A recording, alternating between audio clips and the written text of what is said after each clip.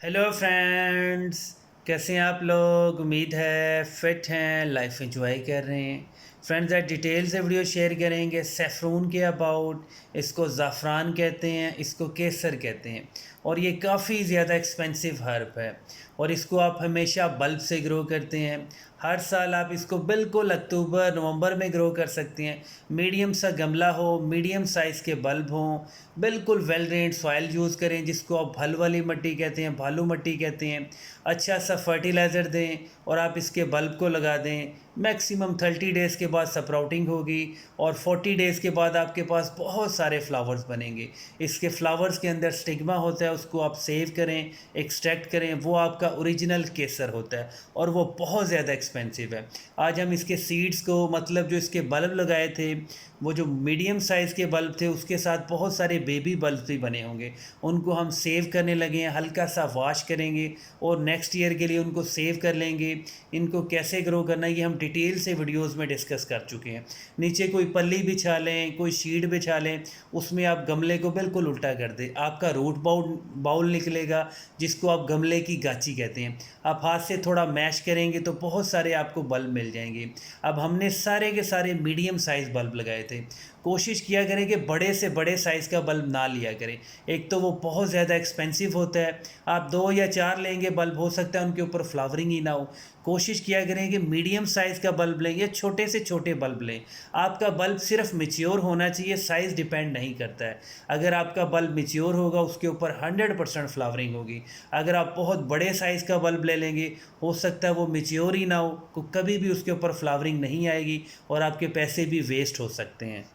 अब आप देख सकते हैं इस गमले में हमने 6 या 7 बेबी बल्ब लगाए थे जो मीडियम साइज़ थे।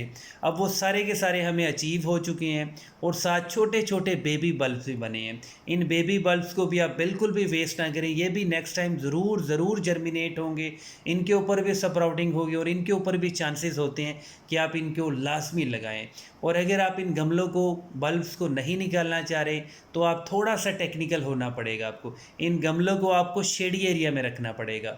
ऐसी जगह रखें जहाँ पे मई जून जुलाई में गर्मी बहुत ज़्यादा ना आती हो, डायरेक्ट धूप ना आती हो। वहाँ का, जहाँ पे इनको गमलों को आप रखेंगे, वहाँ पे टेम्परेचर होना चाहिए 20-25 या मैक्सिमम 30। अगर इस टेम्परेचर पे आप गमलों को मेंटेन कर सकते हैं तो आपके बल्ब सेव रहेंगे। और अगर आपने इनको गर्मी में रख दिया, हबस में रख दिया, तो ये गलने लगेंगे क्योंकि ये बहुत ज़्यादा सॉफ्ट होते हैं, पल्पी से होते हैं। जब इनको बहुत ज़्यादा गर्मी लगेगी तो ये बिल्कुल, इनको फंगस का अटैक होगा और नेक्स्ट ईयर के लिए आपके बल्ब कभी भी सेव नहीं होंगे, वो मिट्टी के अंदर ही गल जाएंगे। और हमने रूफ टॉप पे मैक्सिमम 4 या बड़े बड़े साइज़ के 5 गमलों में बल्ब लगाए थे।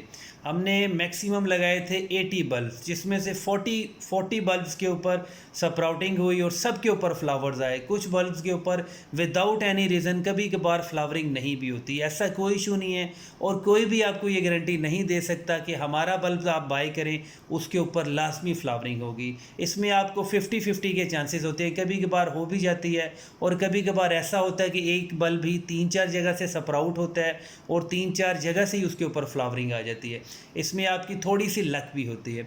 आप दूसरे गमले भी आपको शेयर करेंगे। अब ये वाले जो बेबी प्लांट्स हैं, ये हमारे ज़ाफ़रान के प्लांट्स हैं। ये ऊपर आपको बिल्कुल घास फूस सा लग रहा होगा, ये बिल्कुल ड्राई डेड हो चुके हैं, लेकिन अभी सिर्फ़ और सिर्फ इसके प्लांट्स जो हैं वो ड्राई और डेड हुए हैं। इनके बल्ब्स कभी भी ड्राई डेड नहीं होते हैं। अगर आप इनके गमलों को सेव कर सकते हैं तो बेस्ट है।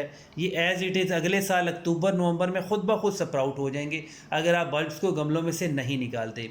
अब ये हमारा एक बड़े साइज़ का प्याला था, काफ़ी बड़े साइज़ का प्याला था, वाइड प्याला था। इसमें बहुत अच्छा फर्टिलाइज़र दिया था हमने, वर्मी कंपोस्ट दिया था और इसके अंदर हमने 1 इंच के डिस्टेंस के छोड़ के हमने कोई 40-50 बल्ब्स लगाए थे। बहुत ज़बरदस्त स्प्राउटिंग हुई थी, बहुत ज़्यादा इसके ऊपर फ्लावरिंग हुई थी। और जब भी फ्लावरिंग हुई, जब भी हमने स्टिग्मा को सेव किया, वीडियोज़ आपसे टाइम टू टाइम लाजमी शेयर की थी। इसके बल्ब्स को भी हम इसी तरह सेव कर लेंगे क्योंकि हमें खाली गमले भी चाहिए होते हैं। रूफ टॉप पे आपके पास इतनी स्पेस नहीं होती कि आप 8-10 गमलों को एक साल के लिए किसी कॉर्नर पे रख दें, और वो भी कॉर्नर भी कोई ऐसा हो जहाँ पे थोड़ी ठंडक हो, ऐसी पॉसिबिलिटी नहीं होती। इसलिए हम एक बार गमलों को खाली कर लेते हैं, इन बल्ब्स को हल्का सा वाश कर लेते हैं। अगर आपके पास कोई एंटी फंगल पाउडर है या कोई लिक्विड है तो वो पानी में थोड़ा मिक्स करें, उस पानी से अपने बल्ब्स को वाश करें। इनको कहीं पे भी ऐसी जगह रख सकते हैं जहाँ पे ड्राई हो, मतलब ह्यूमिडिटी और मॉइस्चर नहीं होना चाहिए। कोशिश करें कोई डिस्पोजेबल कप ले लें, उसके अंदर इनको सेव करें, ऊपर से उसको एयर टाइट करें और 1 साल के लिए रखते हैं, चाहे 2 साल के लिए रखते हैं, आपका बल्ब कभी भी ख़राब नहीं होगा। अब आपसे शेयर करते हैं वो वाले प्लांट्स जिनको आप 2 नंबर ज़ाफ़रान कहते हैं, फेक ज़ाफ़रान कहते हैं, अमेरिकन ज़ाफ़रान कहते हैं, और उनका जो राइट नेम है वो है सैफ़्लावर्स। इन प्लांट्स के ऊपर जब फ्लावरिंग होती है, इनके ऊपर जब बहुत बड़े साइज़ का फ्लावर बनता है जैसे सनफ्लावर है, इसके जो स्टिग्मास होते हैं, जो इसके लीव्स होते हैं, फ्लावर्स के जो लीव्स होते हैं, उनको एक्सट्रैक्ट करके कलेक्ट करके ओरिजिनल केसर में मिक्स कर दिया जाता है। देखने में ये भी 100% ज़ाफ़रान लगते हैं, लेकिन ओरिजिनल से इसका रेट बहुत ही लो है। ये आपको हो सकता है कि मैक्सिमम 100 रुपीज़ के 100-200 ग्राम मिल सकते हैं, क्योंकि इसको हमेशा सीड से ग्रो किया जाता है। जो आपका ओरिजिनल ज़ाफ़रान है वो हमेशा बल्ब से ग्रो किया जाता है।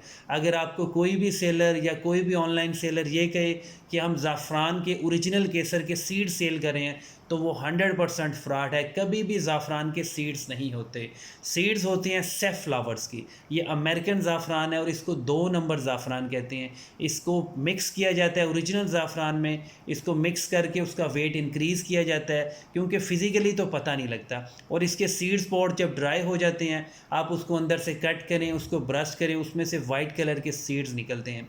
इसके सीड्स भी आप सेव कर सकते हैं। ड्राई कोई बॉक्स ले लें, कोई डिस्पोजेबल कप ले लें। इसी तरह जिस तरह आपने बल्ब्स को सेव किया है, इसी तरह इसके सीड्स को भी सेव कर सकते हैं। इसलिए आपके लिए ये बहुत इंपॉर्टेंट है कि आप इसके कंपैरिजन को फ़ील करें, ओरिजिनल ज़ाफ़रान कौन सा है और फेक ज़ाफ़रान कौन सा है। आजकल मार्केट में बहुत ज़्यादा 2 नंबरी और बहुत ज़्यादा 2 नंबर बंदे आ गए हैं। जो छल्ली होती है उसको भी यूज़ किया जाता है, और जो छल्ली के ऊपर, कॉर्न के ऊपर जो उसके बाल होते हैं, उनको भी कट करके मिक्स कर दिया जाता है ज़ाफ़रान के अंदर, ओरिजिनल ज़ाफ़रान के अंदर। और तो और जो छल्ली के बाल होते हैं उनको कलर किया जाता है, ज़ाफ़रान का स्पेशल कलर चढ़ाया जाता है। जब उसको आप चाय में, दूध में या कहीं पे भी मिक्स करते हैं, या ज़ाफ़रान को जब आप बिरयानी में मिक्स करते हैं, तो आपको ऐसा फ़ील होता है कि कलर ब्लीड हो रहा है। आपको लगता है कि 100% ओरिजिनल ज़ाफ़रान है। इसलिए बहुत ज़्यादा केयर किया करें। वो जो ज़ाफ़रान होता है जिसके ऊपर कलर किया जाता है वो इनऑर्गेनिक हो जाता है। इवन कि उसके ऊपर जो केमिकल किया जाता है उसके बहुत सारे साइड इफ़ेक्ट्स होंगे।